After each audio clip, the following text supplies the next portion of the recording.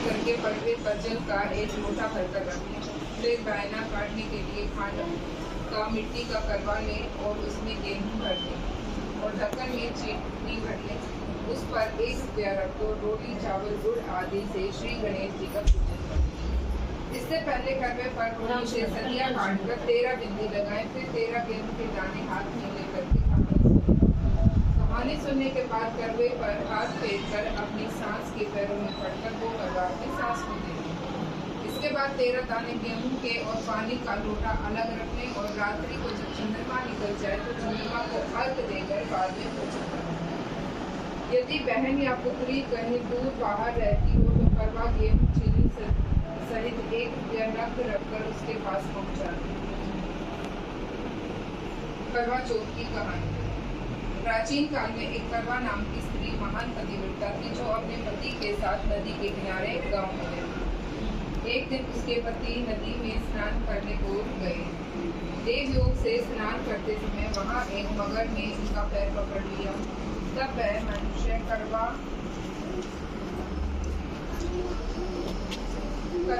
करके अपनी पत्नी को चिल्ला कर पुकारने लगा।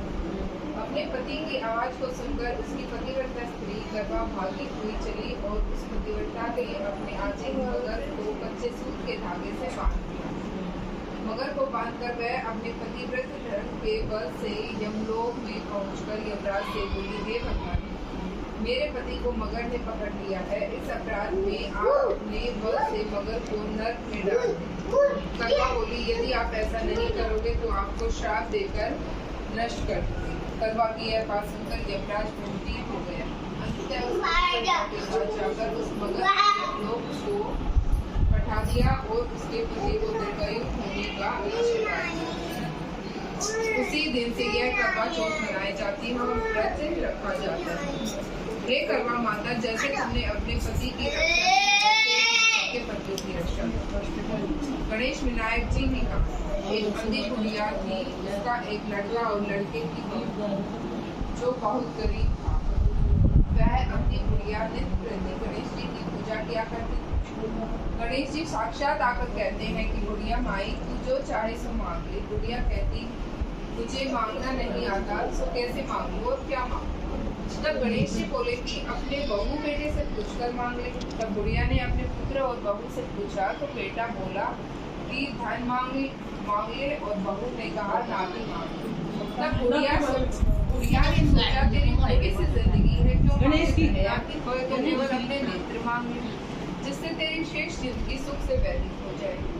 उस बुढ़िया ने बेटे और बहू तथा पड़ोसियों की बात सुनकर घर में जाकर सोचा, जिससे बेटा बहू और सबका ही भला हो जाए, वही ना मांगे और अपने मतलब की चीज भी मांगी।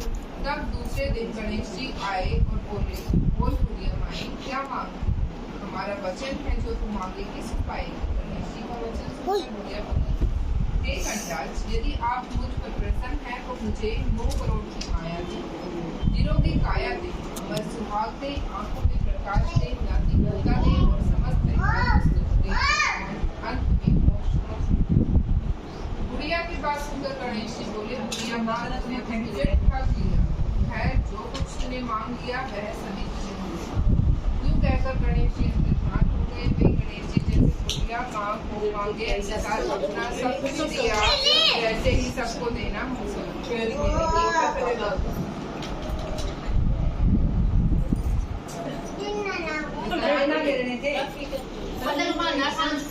पानी देना है। ये थे ना, हम तो